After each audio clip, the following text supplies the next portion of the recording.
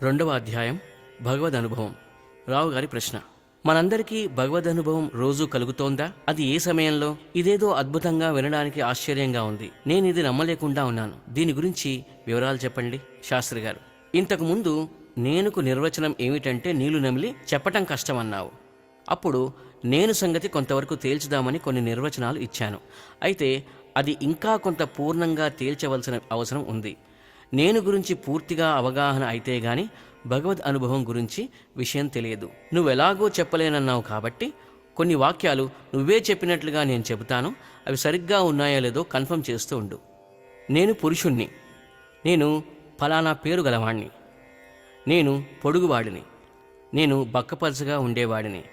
నేను చామంచాయ రంగులో ఉంటాను. నేను ఫలానా మతానికి చెందినవాడిని. నేను తెలుగు మాట్లాడేవాడిని. నేనొక సైంటిస్ట్ని. నేను ఫలానా గారి పెద్ద కొడుకుని, మొదలగునవి ఇలా ఇంకా ఎన్నైనా చెప్పవచ్చు. ఇవన్నీ నా గురించి విశేషణాలతో, అడ్జెక్టివ్స్తో కలిపి చెబుతున్నవి. అలాగే నేను వెళ్ళాను, నేను నడిచాను అన్నప్పుడు నేనును నా శరీరంతో, నా కాళ్లతో తాదాత్మ్యం చెంది శరీరమే నేను, కాళ్లే నేను అన్నట్లు మాట్లాడతాం. ఇలా శరీరంలోని ప్రతి భాగాన్ని నేనేనంటే మొత్తం ఎన్ని నేనులు వస్తాయి? నేనుకు ఎన్ని అర్థాలు వస్తాయి? రావు గారు: లెక్క పెట్టలేనన్ని అర్థాలు. శాస్త్రి గారు: నేను అనే పదాన్ని నువ్వొక్కడివే వాడవు. ప్రపంచంలోని 800 కోట్ల జనాభా అందరూ తమను గూర్చి తాము చెప్పుకోవాలంటే వారి వారి భాషల్లో నేను అనే పదం ప్రతివాడు వాడతాడు. ఒక్కనికే నేను అనే పదానికి లెక్కలేనన్ని అర్థాలు వస్తాయన్నావు కదా. 800 కోట్ల మందికి కలిపి నేను పదానికి ఎన్ని అర్థాలు రావచ్చు? అలాగే జగత్తులోని ఇతర జీవ జంతువులకు, చెట్లకు, మొక్కలకు నోరిచ్చి మీ కథేంటి చెప్పమంటే అవి కూడా నేనుతోనే మొదలెడతాయి. ఇంకా సైన్స్లో మనకు తటస్థించే జడ పదార్థాలకు, అణువులు, పరమాణువులు దగ్గర నుంచి ఇతర జడ వస్తువులకు నోరిచ్చి మీ సంగతేంటి అంటే అవి కూడా నేను, నా బాధలు, నా గొప్పతనంతోనే మొదలు పెడతాయి. ఇంకా ప్రపంచంలోని అన్ని పూల తోటలలోని పుష్పాలు కూడా ఎలా విరులన్నీయూ జాలిగా నోళ్లు విప్పి మా ప్రాణము తీతువాయనుచు బావురుమన్నవో, వాటి బాధలన్నీ కరుణశ్రీ గారు లాంటి కవికి మొరపెట్టుకున్నాయో ఘంటసాల గారు గానం చేసిన పుష్ప విలాపము అనే ఖండకావ్యంలో వినవచ్చు. ఇన్ని జడాజడ వస్తువులు నేననే పదాన్ని వాడుతూ ఉంటే మొత్తం ఎన్ని నేనులో లెక్కించి చెప్పగలవా? నేనుకు ఎన్ని అర్థాలు వస్తాయో చెప్పగలవా? రావు గారు: అసంభవం. ఇన్ఫినిట్ నెంబర్ అర్థాలు వచ్చే అవకాశం ఉంది. శాస్త్రి గారు: పదం, మాట ఒక్కటే నేను అనేది. పైగా అది ఏకవచన పదం. వేరే ఏ పదానికైనా ఒకటే అర్థం ఉంటుంది. ఉదాహరణకి కుర్చీ. ఇది ఏ భాషలో వాడినా 4 కాళ్ళుండి మనుషులు కూర్చునేందుకు ఉపయోగపడే సాధనం అనే ఒక్కర్థమే ప్రపంచమంతా ఉంటుంది. అలాగే పెన్, ఫోన్, ప్లేట్, వాటి సైజులు, అవి ఏ మెటీరియల్తో చేశారనే వివరాలు వదిలేస్తే ఈ పదాలన్నీ ఒక వస్తువుని నిర్దేశిస్తాయి. అలాగే ఒక వస్తువును చూపించి ఇదేమిటని అడిగితే ప్రపంచంలోని ప్రతివాడు దాన్ని ఒక శబ్దం, పదంతో నిర్దేశిస్తాడు. మరి నేను పదం అలా ఏ ఒక్క వస్తువుని నిర్దేశిస్తుందని అడిగితే ఎవరూ ఒక నిర్దిష్ట వస్తువును చూపించలేరు. మనమంతా మెలకువలో ఉండగా వివిధ శరీరాంగాలతో చేసే పనులన్నీ నేనే చేస్తున్నానని మనోబుద్ధీంద్రియ శరీరాదులతో తాదాత్మ్యం చెంది ఉన్నాము. కాబట్టి నేనుకు ఇన్ని అర్థాలు వస్తున్నాయి. మరోవైపు అవన్నీ నాకంటే వేరే వస్తువులుగా చెబుతున్నాము. సారాంశంగా ప్రపంచంలోని ప్రతి మానవుణ్ణి నువ్వెవరు అని అడిగితే నేను అంటే సరైన అర్థం చెప్పలేని, నిర్వచనం ఇవ్వలేని గందరగోళ పరిస్థితుల్లో ఉంటాడు.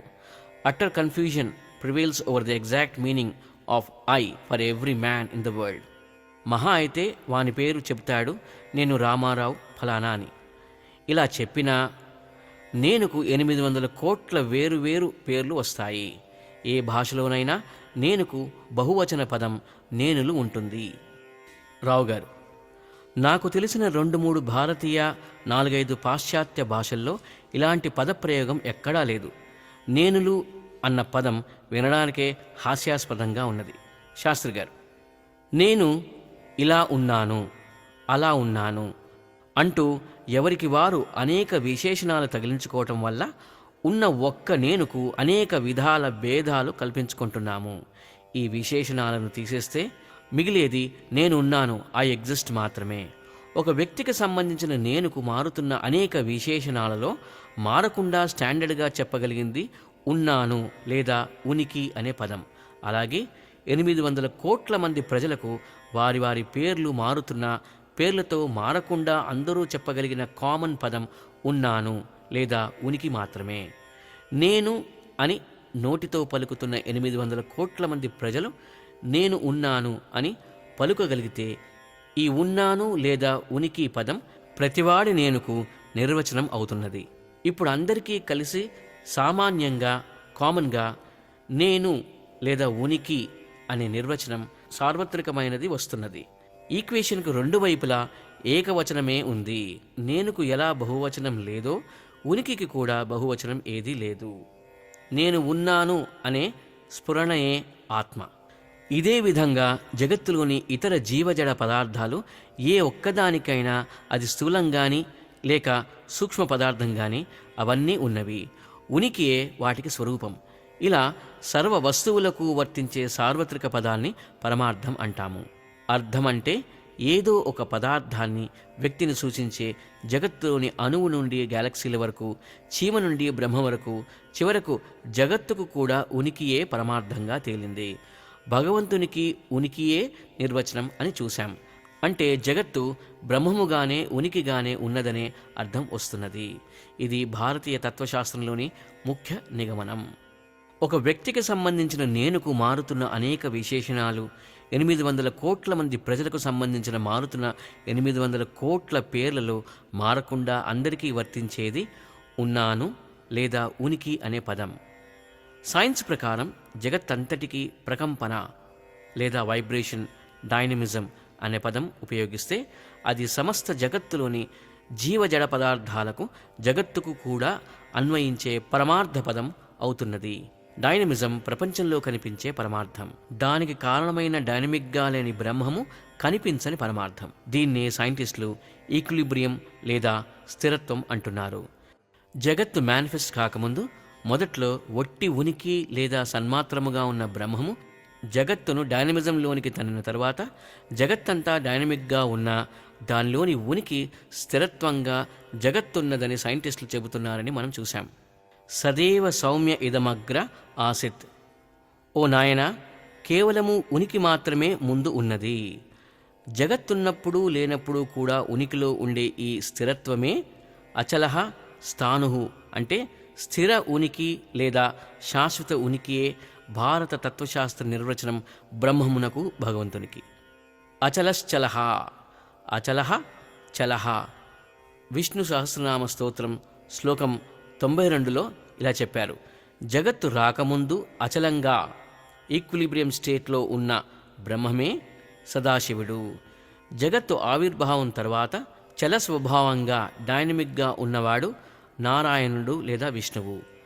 అచల స్వరూపం నుండి చలన స్వభావంలోనికి మార్పిడి చేసే శక్తి అమ్మ లేదా నారాయణి. దీన్నే మనం శక్తిని మింగి పుట్టలో పడుకున్న సర్పము, ఆహారం కోసం తన శక్తిని ఉపయోగించే చలనంలో ఉన్న పాముగా వర్ణించాము. ఉనికితో పాటు జ్ఞాన సుఖాలు అనుసరించి ఉంటాయి, లేక జ్ఞానంతో పాటు ఉనికి సుఖాలు అనుసరించి ఉంటాయని చూశాం. సారాంశంగా సంపూర్ణ జ్ఞాన స్వరూప బ్రహ్మమునకు ప్రతిరూపం సంపూర్ణ జ్ఞాన స్వరూప జగత్తు. అయితే జగత్తులోని వివిధ జీవజడ పదార్థాలను డివైడ్ చేసి చూసేవారికి ఈ జ్ఞానం ఆయా జీవజడ పదార్థాల్లోని అల్పజ్ఞానంగా కనిపిస్తుంది. ఇలా జీవజడ పదార్థాలను విడదీసి జగత్తును చూడటానికి కారణం అజ్ఞానం అంటుంది అద్వైత సిద్ధాంతం. ఉనికి, జ్ఞాన, ఆనంద స్వరూప లక్షణములు గల ఒకే బ్రహ్మము జగత్తంతా. జగత్తు బ్రహ్మమేనన్నా, బ్రహ్మమే సత్యం, జగత్తు మిథ్య అన్న ఒకటే అర్థం. పూర్ణమద పూర్ణమిదం పూర్ణాత్ పూర్ణముదచ్యతే పూర్ణస్య పూర్ణమాదాయ పూర్ణమేవావశిష్యతే. ఆ సచిదానంద పరబ్రహ్మము ఆకాశము వలె సర్వవ్యాపి నిరుపాధికుడుగాన సర్వ విధముల ఎల్లవేళలా పరిపూర్ణుడు. పరిపూర్ణమనగా అది ఉన్న చోట మరి ఒక వస్తువు ఉండజాలదు. ఇదే సర్వవ్యాపకము, జగత్కారణుడు కూడా. ఈ జగత్తు కూడా ఆ పరబ్రహ్మము నుండి కార్యరూపముగా ఉత్పన్నమైనది కనుక ఇది కూడా పూర్ణ పరబ్రహ్మముతో నిండి ఉండి పూర్ణమై ఉన్నది. అజ్ఞానము వల్ల నామరూపాత్మకముగా కనబడుతున్న కార్యరూప జగత్తును జ్ఞానముచే తొలగించగా ఆ కారణరూప పూర్ణ సచిదానంద ఘనము ఏకరసమైన కేవల పరబ్రహ్మమే మిగులుచున్నది. నామరూపాదులతో విశేష ఉనికి గలదిగా కనబడుతున్న కార్యరూప జగత్తును జ్ఞానముచే తొలగించగా కేవలం పరబ్రహ్మమే శేషిగా మిగులుచున్నది. అనంతంలో నుంచి అనంతం తీసేస్తే మిగిలేది కూడా అనంతమే.